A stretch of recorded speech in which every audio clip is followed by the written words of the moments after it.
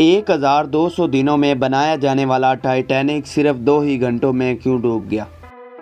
10 अप्रैल 1912 ये वो दिन था जब दुनिया का सबसे बड़ा और महंगा तरीन बहरी जहाज़ टाइटैनिक अपने पहले सफ़र के आगाज़ के लिए बिल्कुल तैयार था और समुद्री तूफान आने का दूर दूर तक कोई चांस नहीं था।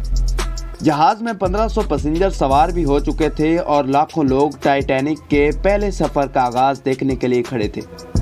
ना ही पैसेंजर्स को और ना ही अलविदा करने वाले लाखों लोगों को और ना ही टाइटैनिक के अमले को मालूम था कि जो जहाज़ कुछ ही देर में रवाना होने वाला है उसको बनाते वक्त 6 ऐसी बड़ी गलतियां की गई हैं जो कि इस जहाज़ को बदतरीन हादसे का शिकार बनाने वाली हैं। सैश टीवी की वीडियोस में एक बार फिर से खुशामदीद। नाज़रीन, आज आप जानेंगे अपने दौर के सबसे महंगे और सबसे ताकतवर जहाज़ टाइटैनिक की 6 ऐसी गलतियां जो अगर ना की जाती तो शायद आज टाइटैनिक क्रैश होने की वजह से नहीं बल्कि अपनी कामयाबी की वजह से पूरी दुनिया में फेमस होता। आखिर ऐसी कौन सी गलतियां थी जो टाइटैनिक को तैयार करने वाली इतनी बड़ी कंपनी को भी नहीं दिखाई दी। टाइटैनिक की कंस्ट्रक्शन 1907 में शुरू हुई थी। 3 साल का वक्त और 20,000 वर्कर्स की मेहनत के बाद जहाज़ को तैयार कर लिया गया। अब जहाज़ पूरी तरह से तैयार हो चुका था लेकिन इसको टेस्ट करने का फेज अभी बाकी था। नाज़रीन, टाइटैनिक बनाने वालों का इस पर भरोसा तब मजीद बढ़ गया जब टाइटैनिक ने अपना पहला टेस्ट रन कामयाबी से पार कर लिया था। दोस्तों, टेस्ट पास करते ही पूरी दुनिया की मुख्तलिफ अखबारात में इसकी मार्केटिंग की गई जिसकी हेडिंग थी अनसिंकेबल टाइटैनिक, यानी कभी ना डूबने वाला बहरी जहाज़ बना लिया गया है।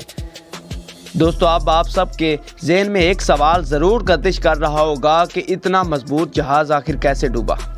तो आपके इस सवाल का जवाब ढूंढने के लिए हमें जाना होगा टाइटैनिक बनाते वक्त होने वाली बड़ी 6 मिस्टेक की तरफ। Mistake number 1। दोपहर को ठीक 12 बजे टाइटैनिक ने अपने पहले सफ़र का आगाज़ शुरू किया और साथ ही टाइटैनिक की गलतियां सामने आना शुरू हो गई। कैप्टन स्मिथ को मालकान की तरफ से डेडलाइन मिल चुकी थी। उनका कहना था कि चाहे जो कुछ मर्जी हो जाए तुम्हें हर सूरत 17 अप्रैल यानी सिर्फ 7 ही दिनों में न्यूयॉर्क पहुंचना है। उसकी वजह से कैप्टन स्मिथ ने शुरू से ही जहाज़ की स्पीड बहुत तेज़ कर दी थी और यही थी टाइटैनिक की सबसे पहली मिस्टेक। कैप्टन स्मिथ को मालकान की तरफ से दी गई इंस्ट्रक्शन और प्रेशर की वजह से न्यूयॉर्क जल्द से जल्द पहुंचना था क्योंकि यह टाइटैनिक का पहला सफ़र था। अगर टाइम पर ना पहुंचते तो टाइटैनिक की रेपुटेशन को काफ़ी ज़्यादा नुकसान पहुंचता। Mistake number 2। दोस्तों, ये 10 अप्रैल 1912 की रात थी और इसी रात एक और बहरी जहाज़ जो कि टाइटैनिक से सिर्फ कुछ ही घंटे आगे था। उस जहाज़ के कैप्टन ने टाइटैनिक को समंदर पर तैरती हुई चट्टानें यानी आइसबर्ग के बारे में वार्निंग दी थी और ये वार्निंग कम से कम 5 से 6 मरतबा दी गई थी। लेकिन वायरलेस ऑपरेटर की कोताही की वजह से इंतहाई इम्पोर्टेंट वार्निंग इनसे मिस हो गई और यही थी टाइटैनिक की दूसरी गलती। Mistake number 3। जहाज़ की स्पीड भी बहुत ज़्यादा थी और इंतहाई इम्पोर्टेंट वार्निंग भी इनसे मिस हो चुकी थी और अब टाइटैनिक बेखौफ आइसबर्ग की रेंज में बढ़ता चला जा रहा था और अभी भी टाइटैनिक के बचने के काफ़ी ज़्यादा चांस थे।